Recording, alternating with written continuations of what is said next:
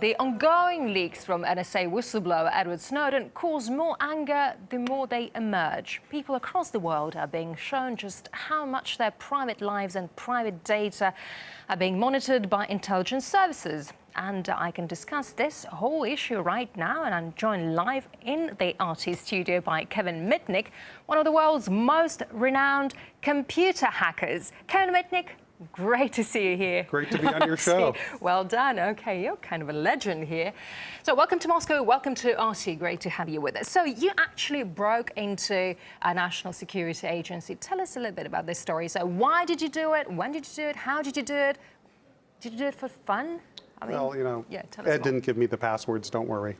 No, I didn't actually break into the NSA. Actually, when I was a juvenile, I was interested in hacking into telephone company switches. So I thought, what would be the most interesting thing to wiretap as a kid? And I figured that would be the NSA. So I hacked into a telephone switch in Laurel, Maryland.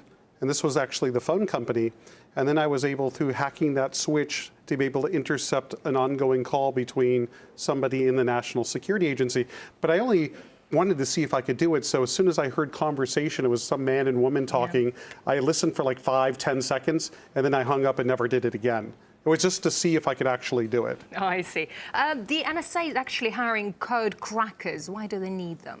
Well, they need to create, well, actually they need to hire code crackers to increase their capabilities. That's the job of the National Security Agency, is to break codes. So they want to get the best people in the world to help do that.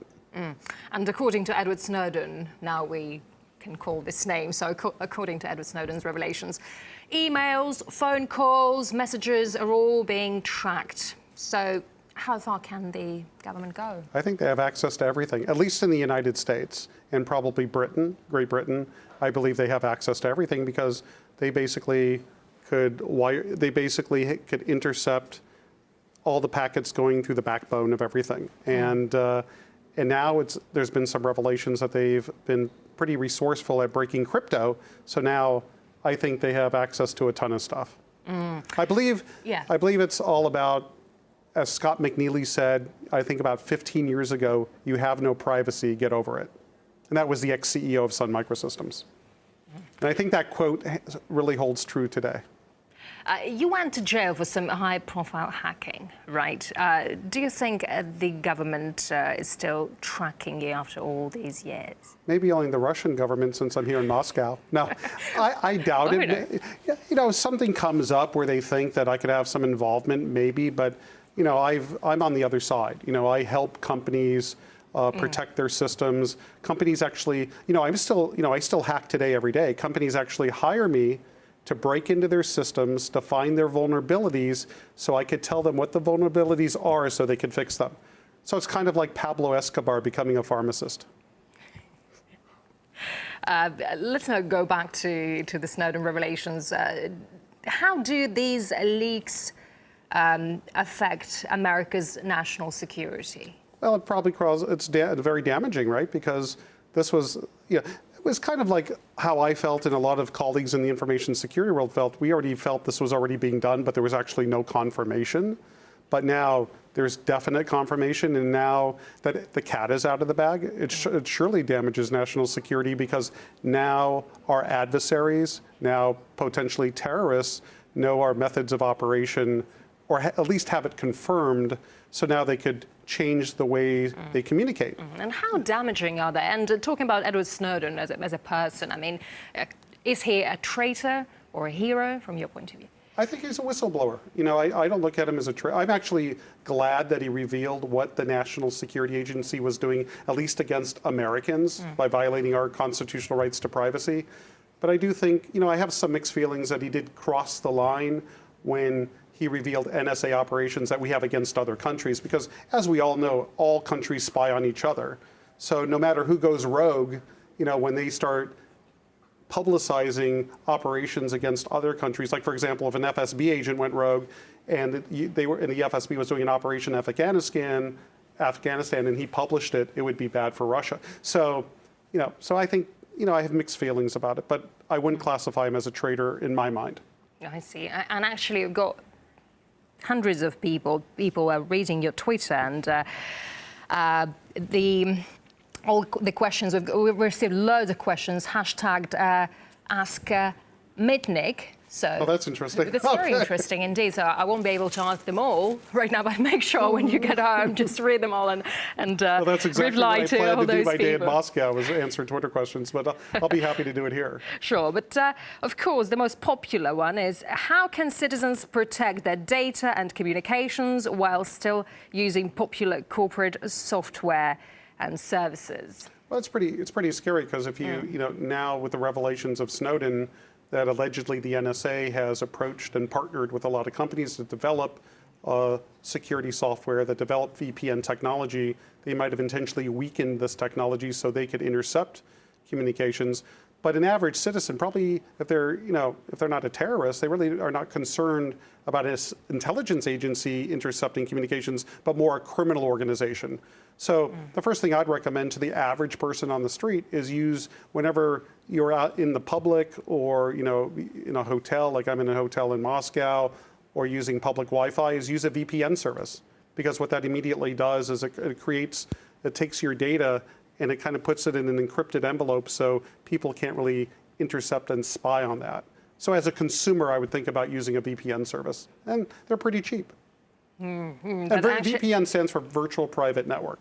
Yeah, and actually anything basically can be hacked. What do you think? Everything can be hacked if your adversary has enough time, money, and resources. And of course, intelligence agencies have unlimited budgets. Is there any way to stop hackers, like make strict laws or department that will follow such people? Is that possible? I don't think so. You don't think so? I don't think there's a way to. I mean, hacking has been going on since the 60s, and it's not stopped yet. I mean, I started hacking in the early 90s, and it's only gotten worse. I mean, it hasn't gotten better. And another popular question on Twitter, is it okay to bank via a phone? By phone or by internet? By phone, I guess by internet. Yeah, I presume it says by phone. Well, I look at it this way, like, using my credit card over the internet, I do it all the time.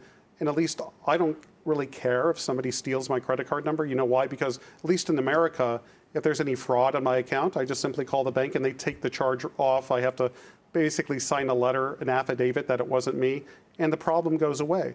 Now, in some countries that might be different, where the consumer has the burden of proof, then I'd be a little bit concerned.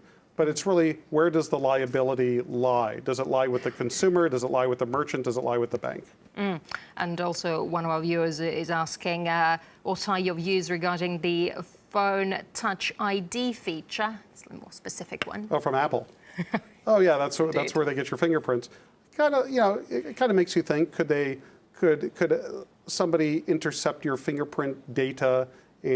Or does Apple store this information? I haven't read much about the Touch ID because it just was, released within the last, I believe, 24 hours. But it kind of makes you think about, well, wow, with all this stuff going on, all the revelations of Snowden, now Apple is getting your fingerprint. Is that stored anywhere, or is it only stored on your device? If your device is stolen, could somebody extract that fingerprint information out of the device to spoof who you are? So these are questions that will be answered later. Sure. Could a boycott of tech gadgetry like iPod and firms like Verizon and Google, who are selling our info to the NSA, deter them? No. No, I don't think so. No. I mean, this is like the form of hacktivism where you have a group of individuals, whether it's like Lulzsec or Anonymous, and they break into stuff and they try to get the media to cover the message they want to send. But at the end of the day, it really doesn't change behavior of a government agency or a company. Basically, they go out and try to prosecute the guys. The thing that I have seen change, and I wouldn't call Snowden an activist, I'd call him a whistleblower, is because of his exposures of what the government has really been doing. Then now that's created change and debate and stuff like that. So that's the only time I've really seen it. Interesting. Actually, Julian Assange states that NSA spying on citizens is just the tip of the iceberg. So, maybe what he's alluding to is the spying on heads of state. No, I remember years ago when there was a hack into Vodafone in Greece, and some unknown foreign nationals were allegedly spying on heads of state in Greece. And now, that in my mind like flashes back to this incident. Now there's some information coming out that our own national security agency might be spying on heads of state. So maybe that's what he's talking about. Okay. And another question. Have you ever think about a movie based on your story where you are both the subject and actor? It would be awesome, people say. that would be actually pretty cool. I mean, right now I do have an agent that's trying to shop my new book, Ghost in the Wires. Yeah. It's a New York Times bestseller, and we're trying to get it made into a motion picture. I don't know if I'd actually become an actor or a consultant on the movie, but it's in the works. It's tough in Hollywood because Hollywood gets approached with ideas, hundreds of ideas a year, or maybe even thousands, and they only pick, a very small, a small number of those projects to actually make into a movie. Do you regret of being a hacker? I regret any problems I cause companies or consumers. I caused damages because I hacked into their systems and they had to go in and figure out, what did he do, and they had to rebuild their systems. So I would consider myself as what I'd call a pain in the ass hacker, right? Not a guy that was out. I was never the type of guy that would try to wipe data out or try to profit. It was more about the intellectual challenge and the adventure and the curiosity. So I regret that part, but I'm still a hacker today, and I love what I do. It's almost like it's not work. It's almost like it's just I wouldn't call it a game, but it's very intellectually stimulating. Maybe it's analogous to playing chess. Oh, I see. What do you have on your desk? Earlier I wanted to give you my business card. And what's really cool about my business card... Very cool business card, indeed. Yeah, it just has my name and address, all that. Yeah, that's not interesting. The interesting part is here, this is actually a tool set, right? So this is a lockpick set. So if you lock yourself out of your house, you lock yourself out of your office, just think of Kevin Mitnick and I'll open the door for you. So here you go. Lovely. Thank you so much, Kevin. Wonderful. Thank you. Thanks for the present. Yeah, you're welcome. It was great to have you on the show. Thank you. Fantastic. Thank you for having me. Come over again. Thank you. Okay, pleasure. Cheers. Bye-bye. Bye.